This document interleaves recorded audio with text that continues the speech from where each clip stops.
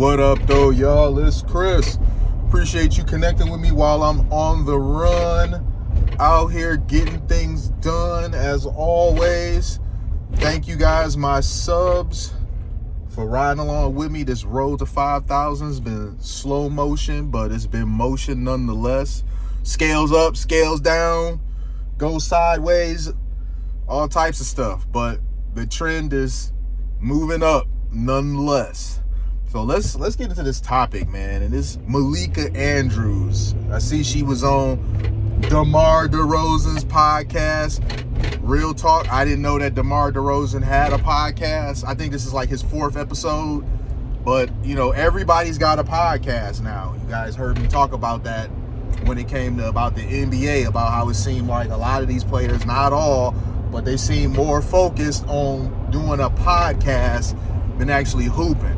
Now, I'm by no means saying that that's DeMar's, focus, but some of them you can tell that it really is. We ain't gonna name no names. We're not gonna air nobody out, but if you know, you know. But she was on DeMar DeRozan's podcast trying to beat the allegations that's out there about her. Clearly she's astutely aware of them, and that's that she has a problem with black men. Some people say that she has a hatred for black men. Some say that she's just outright a feminist and misandrist. Some say that she's all of the above. She just might be all of the above, honestly. To my understanding, now I could be wrong because I don't really know much about her family, but I mean the consensus I've seen is that she has a black father and a white mother. So where this hostility when it comes to black men might come from, I don't know. Maybe it's some trauma that she's experienced at the hands of a brother or two early on in life, maybe in high school. I don't know. But she clearly has a hostility when it comes to dealing with brothers, and she denies it, even though there's example after example after example after example of her being this way when it comes to black men and not with others. Listen, I don't care if she has a problem with black men. You can like who you like, you can hate who you hate. So I have no problem with that. That's not why I'm discussing this. I'm just discussing it because I thought it was interesting that she went on a podcast. Had she not went on a podcast to try to beat these allegations, y'all wouldn't even hear me talk about it, because I've had plenty of time to talk about her before and I didn't see any reason to. But, she was basically talking about the narrative that she hates black men. She sees it online because apparently she would Google herself to, see what's said about her. People might say that's narcissistic. I don't think it is. I think that pretty much anybody out there with any sort of platform, they get curious. The curiosity gets the better of them, and they go Googling to see what's being said about them, what's the overall public opinion about them. So, I'm gonna go ahead and give her grace on that. I'm not gonna call her a narcissist because I think that's just what people do. They want to see what the general public opinion of them is. Now, she was saying that this narrative of her, it's not fair and it's hurtful and whatnot. But when you look at her resume, I really don't get where she's like, it's unfair. Like, it's not like people just made this up about you. You've provided example after example after example for an extended period of time.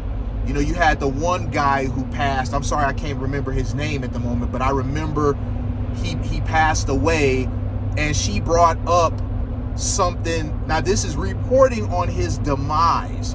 She brought up some old thing where him being arrested and the charges were dropped on. It just was like, lady, why did you bring that up?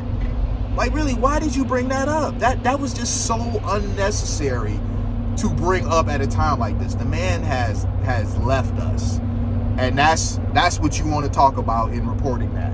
So that wasn't cool. But that in itself, that wouldn't have been enough. There's been other really solid examples.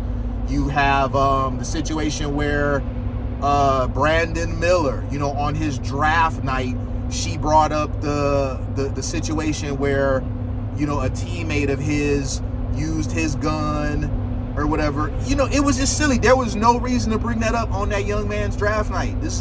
He was not charged with anything. You know, like he was not in any trouble. He never was in any trouble. All we know is that the firearm was his and he gave it to the guy. But in the case of him, Brandon Miller, owning the firearm and giving it to someone else, nothing about that action was illegal. So why are we bringing this up? He didn't commit any crimes. There was no illegal action. So why are we bringing this up? You know, and so people looked at that, you know, and man, listen, she really outdid herself with the Ime Udoka situation. All right, she really did. She had such a hard on for Ime Udoka. You would have thought that he's done something to her. You would think that he know her, man. She has such a hard on for him and that situation that when Stephen A. Smith was talking about it later on his show, she called Stephen A. to check him on air on his program. Like, just the level of disrespect.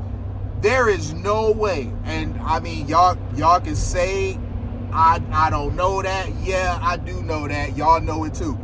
There is no way that she would have taken that same action with a non-black reporter. She would not have called the show that's their show.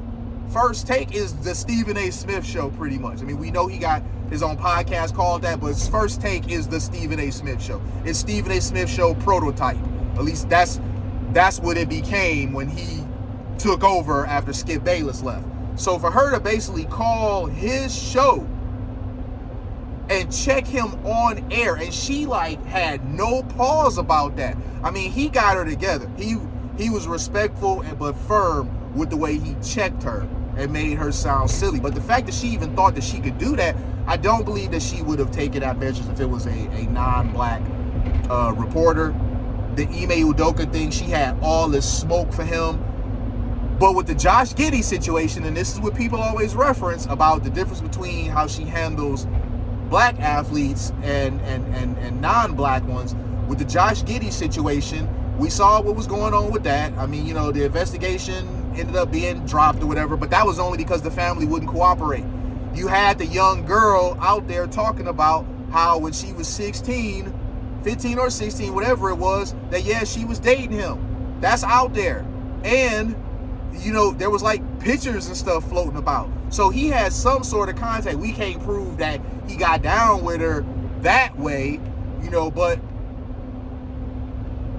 you know what I mean? Like, why else would you be dealing with a girl that young? Why else would you be dating a girl that young? Y'all not going out there to just, hang out at the mall and all that sort of stuff. You're not going out there just to do movie dates and stuff. So, the fact that the family wouldn't cooperate, that's really the only reason why that didn't go anywhere.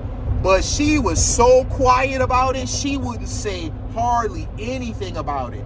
Then, and I believe this is because she was Googling, I believe that because she was Googling and seen that the narrative was how mute she's been about the Josh Giddy situation, but was ready to scorch the earth over Ime Udoka, she decided to speak about it, but she was very few on words about it and then never revisited it again.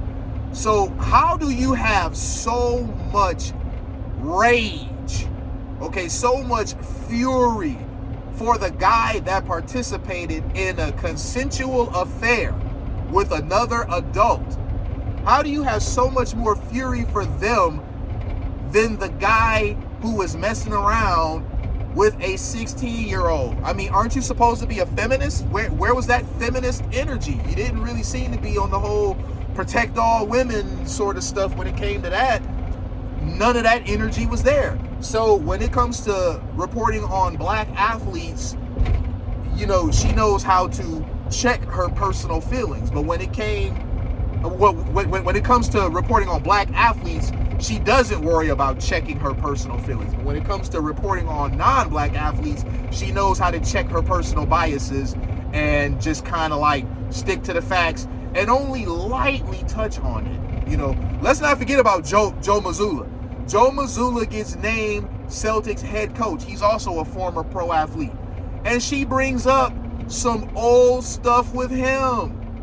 The stuff was so insignificant that most people didn't even know it ever happened. But Malika, I'll go in your garbage, Andrews, went digging up some asinine stuff that has no bearing on his ability to coach or not coach this champion team, and threw his news out there, threw his garbage out there. You never see her do that with non-black athletes. So, as I said, I don't care if she has a problem with black men or not. Me personally, I really don't care. You know, people did point out the fact that she was dating a white guy and has now married a white guy. And she's like upset about that. But I mean, lady, what did you expect? You have a pattern of behavior that you've exuded over a long period of time, and then people see that when it came to a white athlete, you didn't have anywhere near the same energy, and then, you know, you turn around and you marry a white guy. What conclusion do you expect people to draw? Now, I don't know Malika Andrews at all. I don't claim to know her. I don't claim to understand her any of that sort of way. As I said, I don't care if she got a problem with black men or not. I'm just saying, like, I get how people would draw this conclusion based on her actions. She's acting like she don't get it at all how people came to these conclusions about her, which is silly because she's not a stupid woman by any means. She's a beautiful woman, and that's what makes this so unfortunate. She's a very beautiful woman, but she's ugly. You know, beautiful on the outside, but her ways make her so ugly. You know, it's really unfortunate. And, you know, Jalen Rose, who's from here, from Detroit, of course, you know, I won't forget.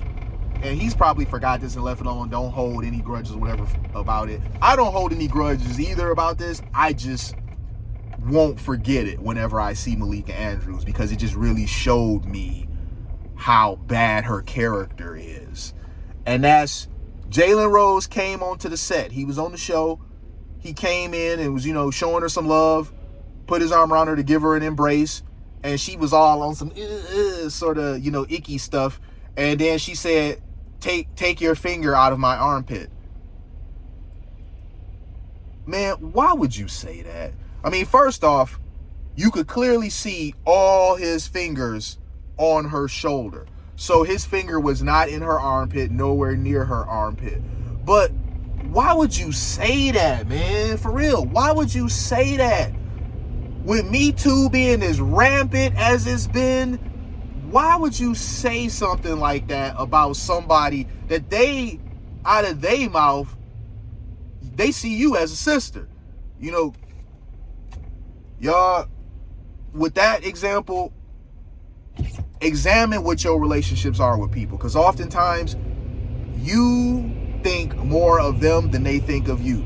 You have a higher belief of your relationship than what reality actually shows. So he's calling her his sister. Man, a sister is not gonna do something like that, man. Somebody that cares about you and really looks at you as a brother, they not gonna say anything that could possibly be misconstrued as inappropriate for you to get in trouble over.